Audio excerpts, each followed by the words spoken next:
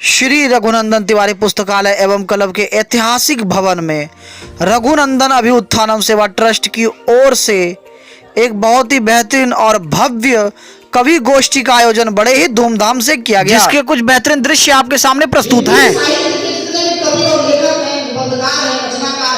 वो इतराते हैं, उनके पास दीप बंधु गिराना जी हैं और हम 12-8 के लोग भी इतराते हैं कि हमारे पास ये निराला है, ये निराला है, ये निराला है, हम भी इतराते हैं।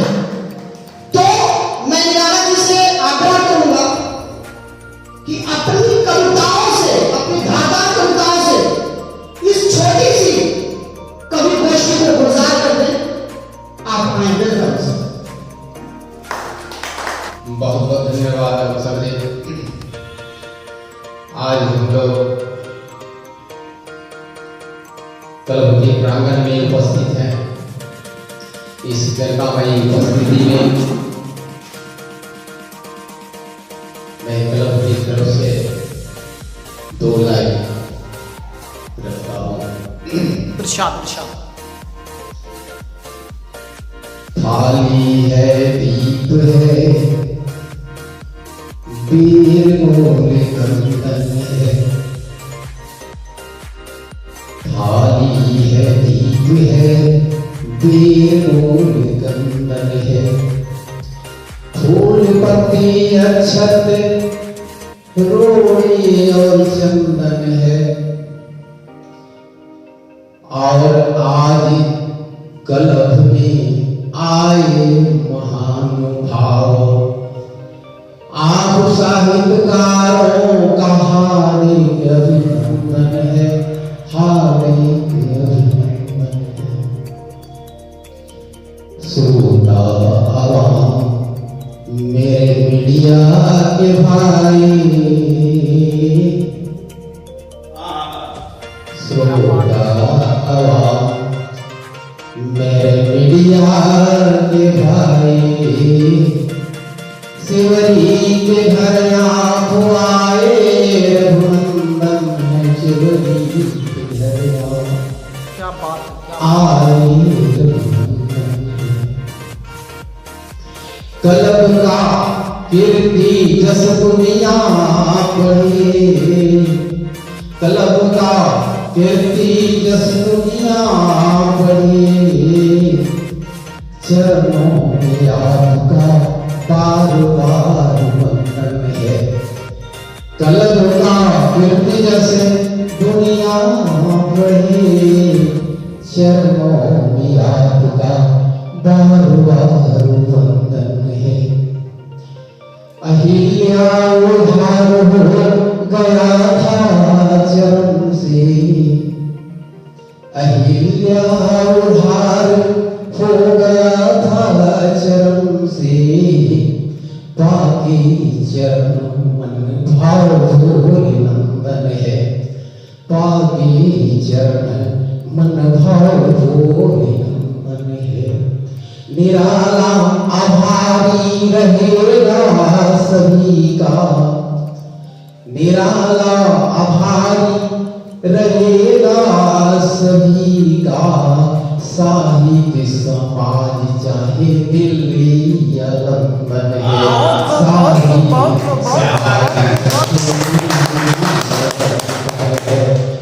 एक बच्चा अपने मास्टर साहब को कहता है कि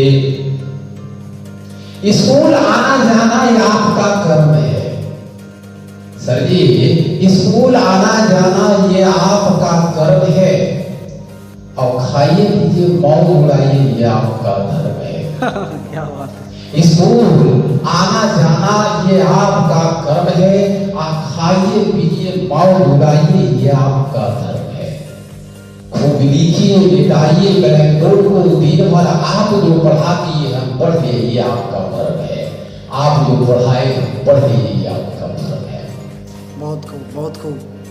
अब मैं मंच पर बुलाने जा रहा हूं इस इलाके के बहुत ही मशहूर यूट्यूबर, न्यूज रिपोर्टर और साथ ही इस इलाके के उस सम्मानित कलाकारों में से जिनकी भारतीय हिंदी साहित्य में उनका बुक चलता है,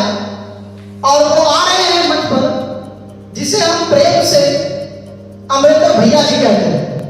वेलकम अमरिंदर भैया जी। बहुत बहुत शुक्रिया रघुनंदन अभ्युत्थानम सेवा ट्रस्ट जो कि अपने इलाके में बहुत कुछ बदलाव करना चाहता है और चूंकि हम लोग इस संस्था से जुड़े हुए हैं, दिल की गहराइयों से जुड़े हुए हैं, तमाम व्यवस्थाओं के बीच समय निकाल ही लेते हैं, क्योंकि जब आप किसी खास लक्ष्य को पाने के लिए आगे बढ़ते हैं तो संघर्ष भी उसी हिसाब से करना पड़ता है। ये ठीक उसी तरीके का है कि अगर छलांग आपको लंबी लगानी है तो पीछे से जो दौड़ होता है वो भी आपको लंबा लगाना पड़ेगा। और जब आप मेहनत ज्यादा करेंगे तो आपके आसपास दो पॉसिबिलिटीज होती हैं, एक नकारात्मक और एक सकारात्मक।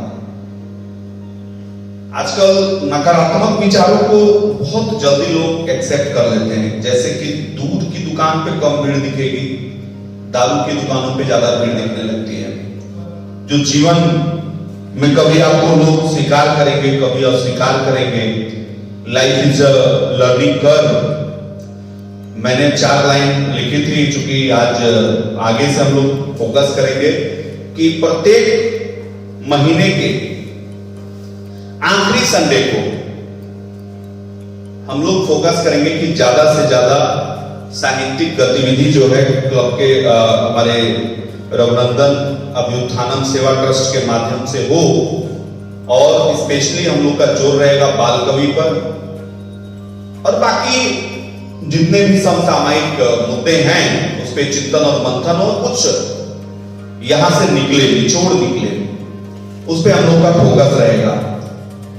तो जीवन की सतत संघर्ष यात्रा में चलते हुए मैंने जो महसूस किया है वो मैं आपको 4 पंक्तियों में सुना देता हूं, और अगर आपको अच्छी लगे तो जोरदार ताली भी आप बजाइएगा। बिल्कुल बिल्कुल। कभी निकार किया गया, कभी दरकिनार किया गया, बहुत खूब बहुत खूब। थका हारा वापस आया, जहां से चला था वहीं पाया। ओ बहुत खूब बहुत खूब। ये जो लाइनें हैं ये मैंने अपनी पुस्तक उम्मीदों के सहारे में लिखी थी, और उम्मीदों के सहारे में हमने पूरी फीलिंग्स को लिखने का काम किया था। इसमें और भी लिखा था मैंने, उम्मीदों के सहारे हर रोज थके हारे आता हूं बिस्तर पे, जब छूट जाते हैं जग सारे। उम्मीदों के सहारे हर रोज थके हारे। और जाते जाते मैं बस एक ही बात कहूंगा आपसे, एक ही बात कहूंगा, ना गिला करो तुम, ना शिकवा करो तुम, ना गिला करो तुम, ना शिकवा करो तुम। जितना भी मिला यहाँ, जितना भी मिला यहाँ, बस दुआ करो तुम। हर दिन अपने लिए बस जीते जा रहे, हर दिन अपने लिए बस जीते जा रहे, कभी दूसरों के लिए, कभी दूसरों के लिए बस जिया करो तुम, ना गिरा करो तुम, ना शिकवा करो तुम। कि आप लोग जरूर जुड़िए रघुनंदन पुस्तकालय क्लब से, और बिल्कुल निस्वार्थ जुड़िए, कोई स्वार्थ नहीं। अगर चाहते हो, अगर चाहते हो कुछ करके गुजर जाना, अगर चाहते हो कुछ करके गुजर जाना, मौका मिला यहाँ दिल से जुड़ जाना। अगर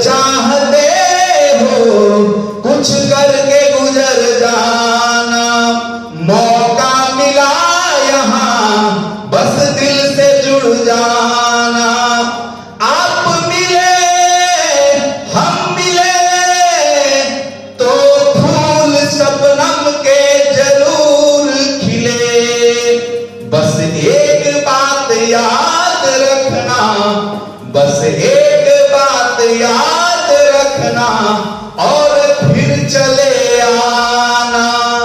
बस एक बात याद रखना और फिर चले आना। बहुत बहुत धन्यवाद।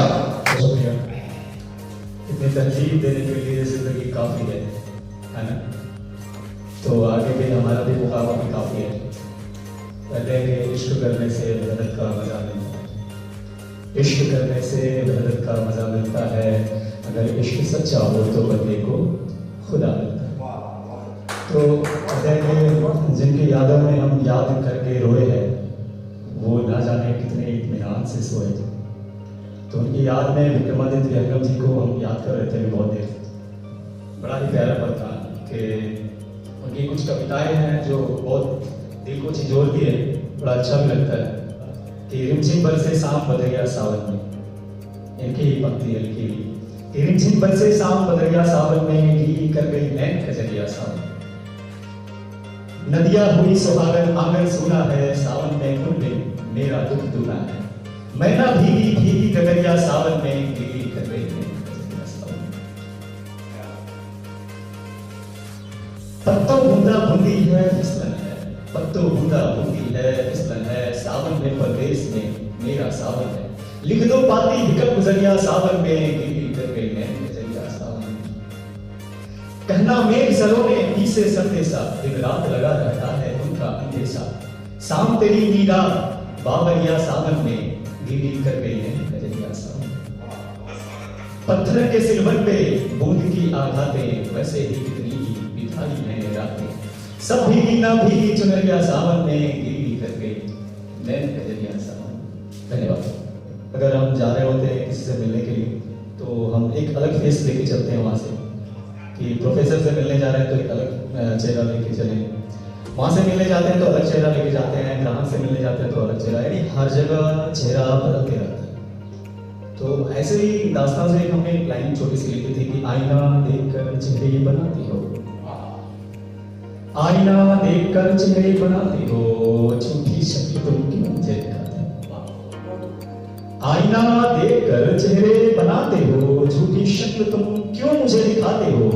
आओ न कभी खुद को अपने साथ में लेकर, मुझे अपने चक्कर में क्यों फंसाते हो।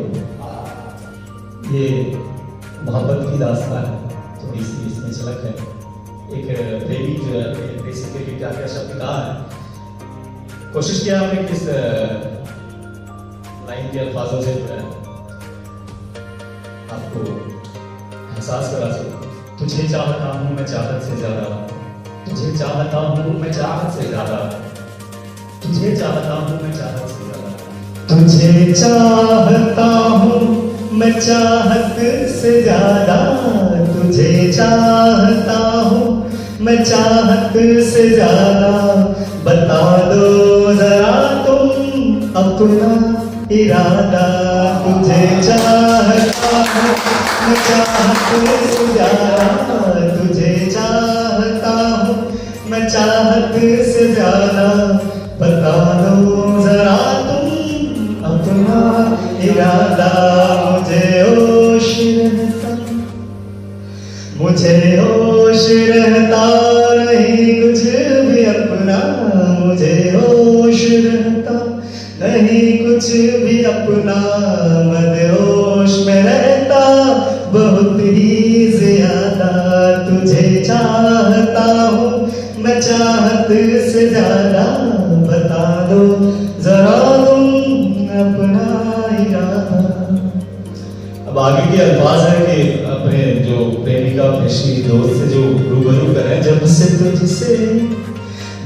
तुझसे मोहब्बत में करने लगा हूँ, जब से तुझसे मोहब्बत में करने लगा हूँ, जब से तुझसे मोहब्बत में करने लगा हूँ। तेरे संग रहने का करता इरादा, तुझे चाहता हूँ मैं चाहत से ज्यादा, बता दो जरा तुम अपना इरादा। होता क्या है कि जब अपने प्रेसी को चाहते हैं तो थोड़ी सी मोहब्बत ज्यादा हो जाती है, तो रूठना मनाना भी होता है, तो नखरे भी दिखाना होता है। अगर जिसे भी आप चाहते हैं तो उसके पीछे थोड़ा नखरा तो उठाना ही पड़ेगा। तेरे हर में नखरे उठाया करूंगा, तेरे हर में नखरे उठाया करूंगा, खाके कसम तुझे से करता हूँ वादा, तुझे चाहता हूँ मैं चाहत से ज्यादा, बता दो जरा तुम। काले संकलन के पधारे हुए विधिगण, सचिव महोदय, पत्रकार महोदय, सभी को मेरा सलाम आदाब। मैं सदील हसन आपके सामने आज एक मौजू पर कविता पढ़ने जा रहा हूँ, और ये कविता मैंने खुद लिखी है, कोशिश की है। उम्मीद है आपको पसंद आएगा। सुनिएगा हजरात। बिल्कुल। बेरोजगारी से बड़ा परेशान, बेरोजगारी से बड़ा परेशान हो गए हम, बेरोजगारी से बड़ा परेशान, बेरोजगारी से बड़ा परेशान हो गए हम, पढ़ लिख कर बड़े निकम्मे इंसान हो गए हम, पढ़ लिख कर बड़े निकम्मे इंसान हो गए हम। बहुत बहुत धन्यवाद। बेरोजगारी से हो गए हम सभी परेशान। आप सुन रहे थे सभी को दर्शन जी को। जो भी भूल चूक हो जाए मैं क्षमा प्रार्थी हूँ, और आपकी क्षमा का हकदार भी हूँ कि मैं MA BA पास हूँ। सर मैंने शुरू में भी कहा था, मेरी एक कविता है, मैं बहुत पहले लिखा था, भूल चुका हूँ, फिर भी थोड़ी सी याद है। मैं MA BA पास हूँ, फिर भी बेरोजगार हूँ। मैं MA BA पास हूँ, फिर भी बेरोजगार हूँ। मैं युवा हूँ, बेरोजगार हूँ। मैं राह भटक जाता हूँ, कभी राह पा लेता हूँ, कभी अपनों में खोया रहता हूँ, कभी सपनों में खोया रहता हूँ, कभी माँ बाप के उस्तादों में भी उलझा रहता हूँ। जब मैं पढ़ता हूँ तो पढ़ते पढ़ते सो जाता हूँ, कभी मैं चलता हूँ, चलते चलते खो जाता हूँ। मैं युवा हूँ, वही भटकता युवा हूँ, वही नेताओं के हाथ का मैं पुतली हूँ, कठपुतली हूँ। मैं वही युवा हूँ, मैं वही युवा हूँ जो सरकार बदलता हूँ, मैं वही युवा हूँ जो सरकार पलटता हूँ। मैं अपने गुरुओं के बोली का, मैं अपने गुरुओं के चरणों का एक धूल हूँ। मैं वही युवा हूँ, मैं गुरुओं का, मैं माँ का, मैं दोस्तों का, मैं अपने चाहने वालों का एक उम्मीद हूँ, मगर फिर भी मैं बेरोजगार हूँ। मैं वही युवा हूँ, मैं युवा हूँ, मैं युवा हूँ, मैं युवा हूँ। मैं MA BA पास हूँ, मैं युवा हूँ, फिर भी बेरोजगार हूँ। शुक्रिया सर। बहुत जबरदस्त कविता, और इसमें जो की भावनाएं थी खास करके उसने सोचने पर मजबूर किया और झकझोर दिया। और शायद साहित्य का जो संगम है, जो साहित्यकार हम लोग जुटे हुए हैं, शायद इसका मतलब है कि यहाँ से कुछ निकलना चाहिए, है ना। जैसे कि नींबू निचोड़ने के बाद रस निकलता है, फिर हम लोग नींबू का छिलका फेंक देते हैं, और फिर रस का हम लोग क्या करते हैं। तो उसी तरीके से यहाँ से भी कुछ निकलना चाहिए। तो साहित्य के अलग अलग रंग हैं। साहित्य और कभी भी साहित्य भेदभाव नहीं करती है, और कहा भी जाता है कि आप जाकर दुकान पे नहीं खरीद सकते हैं।